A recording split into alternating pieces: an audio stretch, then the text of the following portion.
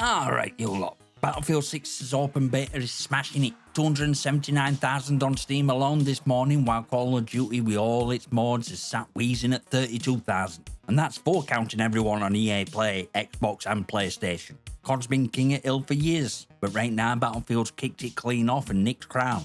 We're breaking this down like a QA report, but in plain English, with my findings and a nod to Nero, calling out good, bad, and bits that'll make you laugh your head off. Like, subscribe and all that bollocks. Let's get into this.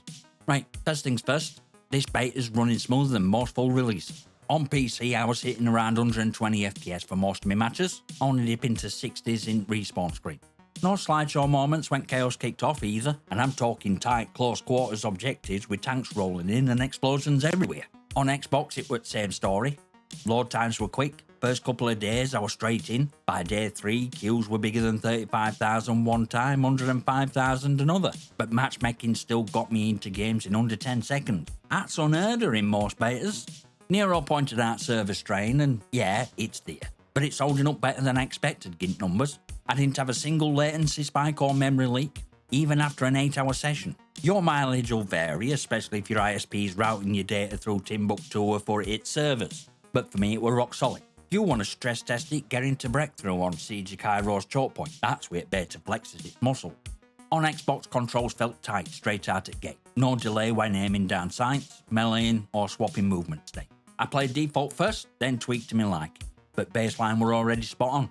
Vibration were fine for those who like it. I usually switch it off since I aim better without controller pretending it's an earthquake. On PC, mouse input were crisp with no lag, whether raw input were on or off. Key binding options were wide open, not locked down, and game handled mid-match controller swaps flawlessly. Plugged in an Xbox pad mid-firefight just to test it. No stutter, no hiccup. Nero had issues with controller feel and menu navigation. I didn't. If all, swapping between mouse and controller here was smoother than a lot of AAA shooters at launch. Only jank I could see happening is if you were expecting game to predict your spawn like a clairvoyant. Battlefield 6 is a looker. Textures hold up at sprint speed, in vehicles, and even when maps go in full Michael Bay with smoke, explosions and debris flying. I tested it in quiet corners and during full-blown chaos. No texture popping, no FPS drop, just pure visual consistency. Lighting stayed steady across all maps and time of day. No shadow flicker. Weather effects look like they belong in a movie. Even smoke feels like a weapon layered from grenades, explosions and tanks kicking up dust, all without tanking frames. Characters and vehicles rendered clean at distances that actually beat Call of Duty in my experience. What to look like what I should, no weird frame hits, no half-baked reflections. Nero's right that maps are smaller and tighter than old Battlefield, but visually they deliver across board. Footsteps were spot on for direction and distance across all tested surfaces, but teammate and on footstep volume could do with a slight tweak down. Weapon audio was sharp enough that even I, partially deaf, could tell guns apart in the middle of a firefight. Environmental audio sat in mix without drowning out critical cues. Voice chat worked fine across platforms with no dropout. After an 8-hour session, there were no audio desync for me on either PC or Xbox. If you're playing longer than that, you might need to log off and speak to your family before testing again. Hit registration were consistent across Xbox and PC, though I did find one odd. Snipers at close range still registered clean hits, but damage numbers dropped compared to long-range shots. Not realistic, but a smart mechanic to stop sweaty players abusing snipers as one-shot shotgun. Speaking of shotgun though, that is a balance problem. When you can be one-shotted from sniper ranges without hearing a shot fired, so much broken. Nerf its range before launch or watch it dominate for wrong reasons. Bullet drop and travel speed felt right across all weapons, apart from that shot. Explosive damage stayed consistent from grenades to C4, and even a small player group I tested with reported the same. Tanks were the only vehicle I managed to get my hands on, no friendly collision, which is great for preventing accidental team kills, but I'd suggest adding it back for full release with a penalty system to stop trolls. Vehicle handling was smooth and satisfying, maybe too smooth at times.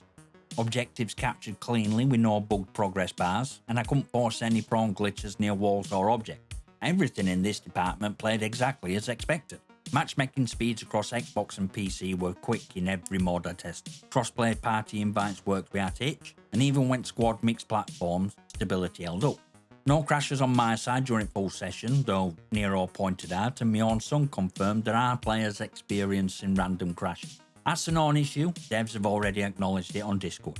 Voice comms cross-platform were crystal clear, but interestingly most players stuck to text chat.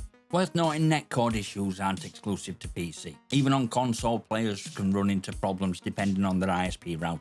You can have best hardware and fastest internet in your area, but if your provider sends your data halfway around the globe before hitting server, you'll feel it. My ISP routes directly via AWS, so I probably had one at smoother rides. That's why two players in the same lobby can have completely different experiences. Menus on my end were snappy and intuitive. I know Nero had a nightmare with control and navigation, but I just didn't see it. Everything were where I expected it to be, and inputs registered instant. Settings stuck between sessions without fail. I tested both defaults and customised HUD scaling, and even in chaotic firefights, kill feed stayed readable. Ping indicators had internet, but an unexpected gem where our game auto pings enemies when you're scoped in as a recon. That's proper team utility without needing extra button press. Accessibility is one at standout feed. Colour customization for team indicators gave me sharper visual clarity. Voice for text chat system deserves credit. A little robotic, but in each battle, it gave non-mic users a voice you couldn't miss. It's rare to see these settings implemented so well in a beta build. Spawn camping exists, but context matters. On breakthrough, if you spawn into an objective under enemy control, that's not spawn camping. That's you picking a bad spawn. Game gives you options. Use them. Vehicles generally spawned as intended. No late spawns or misplaced spawns in my room. Squad spawn bugs? I hammered every scenario I could think of to break it and came up empty. If you experienced it, your hardware might be weak link. Rubber banding were non-existent for me. Only one immersion breaking bug worth shouting about. Headless and limbless teammate. Won it first time. Unsettling 10. Fixable, but daft enough to earn a place on list. And for love at games, start rewarding revives more, because right now too many players are sprinting past down teammates like they're invisible. Right now, Sunday morning, Battlefield 6 Open Beta sits at number 4 on SteamCharts with 279,868 play. Call of Duty with Black Ops 6 and its free-to-play Warzone combined is limping along at number 31 with 32,769. This is a sliver of Battlefield 6 experience, and it's already smashed COD's all-time Steam record. Meanwhile, Activision's still pushing the same reheater leftovers banking on brand loyalty that's running thinner than Yorkshire tea brewed in a thimble. My QA app says Battlefield 6 beta is stable, smooth, and bursting with potential. Yeah, there's balancing to do, bugs to crush and netcode quirks that'll make or break launch. McGaming side says it's just plain more fun than alt COD has put out in years. Even Battlefield 2042, for all its sins, gave me more than last half-decade COD. If Activision don't change its game, literally, COD will keep sliding into irrelevant. Right now, Battlefield has numbers, buzz, and momentum. Me? I'm picking a side that's actually delivering fate. Join Discord, follow on X, consider a channel membership. Smash like, hit subscribe, drop your comments and questions below before COD fanboys start crying. And I'll see you next time, you magnificent.